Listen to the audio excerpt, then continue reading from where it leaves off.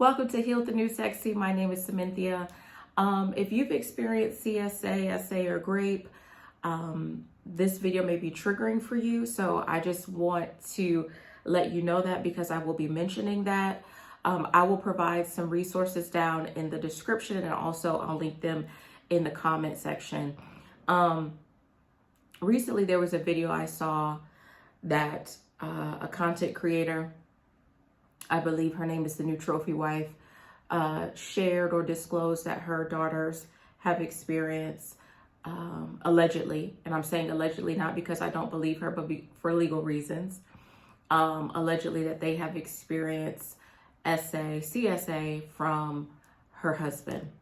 And I wanted to discuss the dangers of hypergamy because I believe that many women, I see a lot of content from men and women as it relates to hypergamy. I see men talking about how they need to make money so that they can get the woman that they desire. I see women who feel like they have to do a whole lot of beauty treatments and get their body a certain way in order to attract a man because they want to live a soft life. I'm not saying that there's anything wrong with that. I'm not saying there's anything wrong with a man who desires to work. Definitely saying nothing wrong with that, right? Desires to work, and to build in order to be able to take care of a family within balance and within reason. And I don't see anything wrong with a woman saying, I would like a man who makes more money than me, especially if she desires a family. Okay. We live in society where we need money. And so I don't think there's anything wrong with that. I think the error comes into place when one is only focused on that. And so they don't consider anyone else because they don't make more money than them. As a woman of color, statistically, I will probably make more money than my partner, especially if I am coupled or date or marry a Black man, statistically, right? And so I have to be okay with that. Now, one thing that I do know is that when couples get together, their income increases. And the trajectory of him making more money is that he may make more money when we're together, okay? And I think for many women, especially women of color, especially Black women, that we have to be aware statistically that there are more men that make less money than we do. That doesn't have anything to do with his value. That doesn't have anything to do with his character. Has nothing to do with how he fathers or his ability to be a great husband. And I think that's something that's missing, is that there are many women who are sacrificing the integrity, the character of a man for his income. And not only are they sacrificing his morality, his integrity, and his character, but they are putting their children at risk. I am not judging this woman, okay? I want to be very clear. What I'm saying is that I've worked with women whose mother turned a blind eye for the wealth and sacrificed her daughter. Do you see what I'm saying? And that's dangerous. There's nothing wrong with wanting a man that makes more money than you. The issue could be the sacrifices that some women make in order to have access to that money. If you yourself are a woman and you desire a man that makes more money than you, I want you to ask yourself, why do I want a man who makes more money than me? Is it because I desire to be married and I desire to have children and I still want to live a comfortable life? Fine. But do you want a man who makes more money than you because of a wound that you may have? Many women I see are looking for men to take care of them because in their childhood, their father didn't provide that for them. And that's not a judgment. But the issue is you cannot make your romantic partner make up for the things that your father or your family was supposed to provide for you. And so this could be a very slippery slope because you are putting yourself in a dangerous position. Because we have to be honest, there are predatory men out there and there are predatory women, right? So I don't want this. I'm not trying to be a part of the gender war. But what I'm saying is, if you show up a certain way because you haven't done your inner work, then you will be more susceptible to a man who's a predator.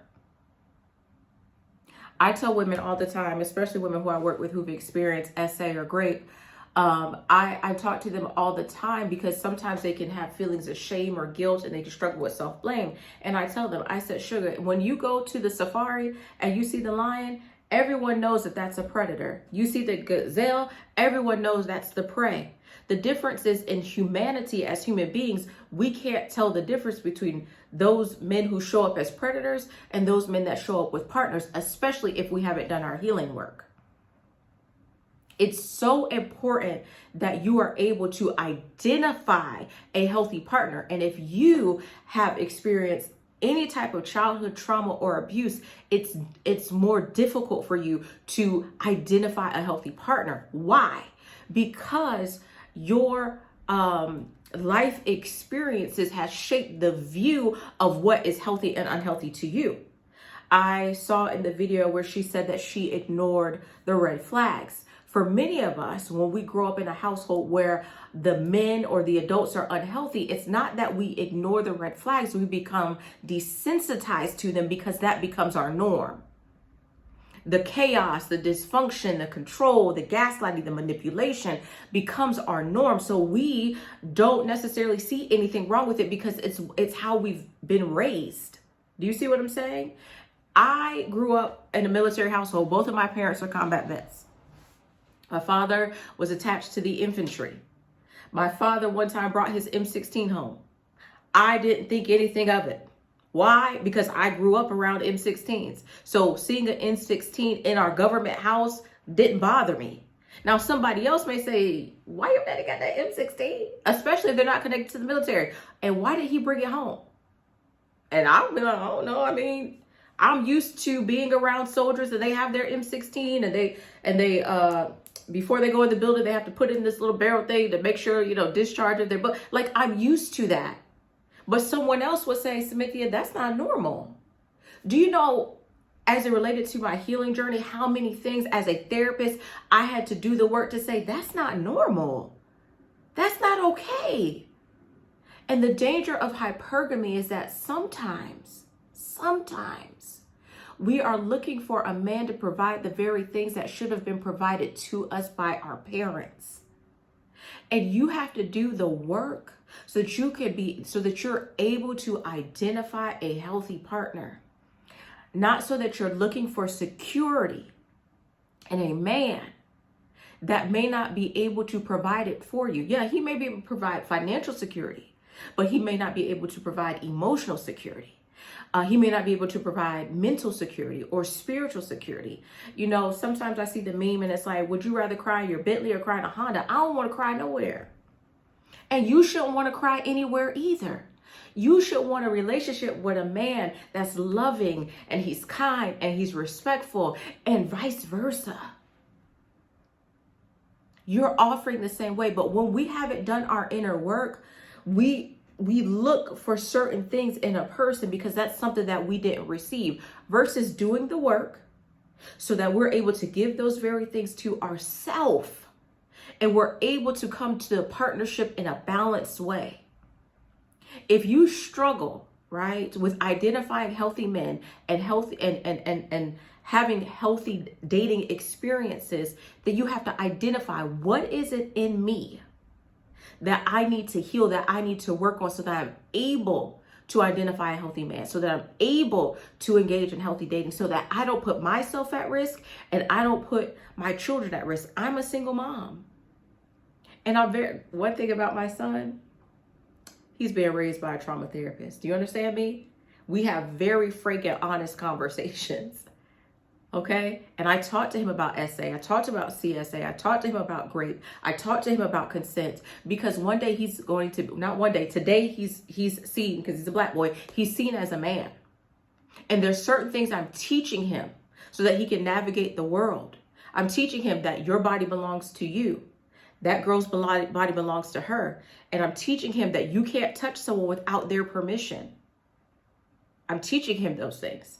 And I am so serious about it because I work with so many women who didn't have the ability to consent because that was taken from them for whatever reason. And for some of them, unfortunately, it was taken from them because their mom turned a blind eye, because there was something that she wanted And so we have to be mindful of that when we're going out in the world and when we're dating, we have to be mindful. Okay, why do I want this in my partner? Why does he have to make a certain amount of money? Is it because there's a certain lifestyle that I've given myself, and so when I get married, I want to be able to maintain that lifestyle? Is it because I desire to have children? Is it because I believe that I should have a Boaz, even though in the Bible there's a story about a widow woman whose husband served the Lord? What is it? What is it? Why do I want this? And this is the thing. I'm not saying there's anything wrong with that desire if it's from a genuine and healthy place. But I am saying that there's something wrong with that desire if it's from a place of trying to establish power in a relationship, if it's from a place of manipulation. I saw a video from tonight's conversation, and now some of y'all gonna call me a pick-me. Listen, if you're gonna call me a pick-me, be sure to like and subscribe and comment, okay? So I can at least get some benefit from the insult, okay? But, and this lady was asking for money. And she said, I didn't need the $50. I was just trying to see if he was going to give it to me. And I remember Tripp becoming, I'm not going to say he was insulted, but like he was upset because he said, you don't care about the financial well-being of this man. You just want to see if you can get it. And there are many women out there who don't care about the financial well-being of the man that they're dating. They just want to see if they can get the money for him. That's manipulation. That's manipulation. Should our partners be able to take care of us? Yes, and vice versa. Because when we get married, we don't know if our husband gets sick or he gets unwell and he won't be able to work. Are you going to leave him then? Are you going to leave him?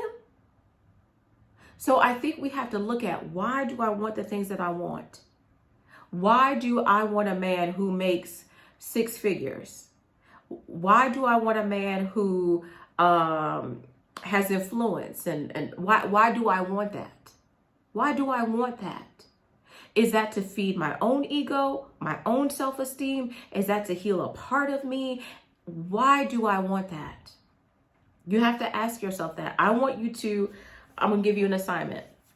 I had a client the other day that we were talking about her childhood, because many of us grew up witnessing unhealthy relationships, and then we engage in that same behavior in our dating life.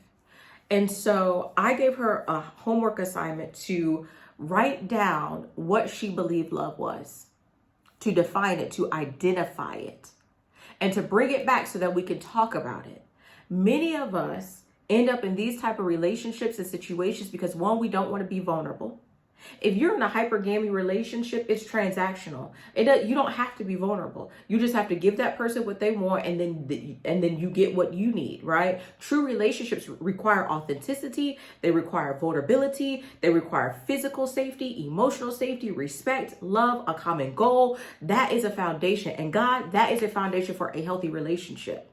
Many of us didn't witness that. So because we didn't witness it, we look for certain relationships that are transactional versus this. I really like this person. I love this person, not for what they do for me, but because of who they are.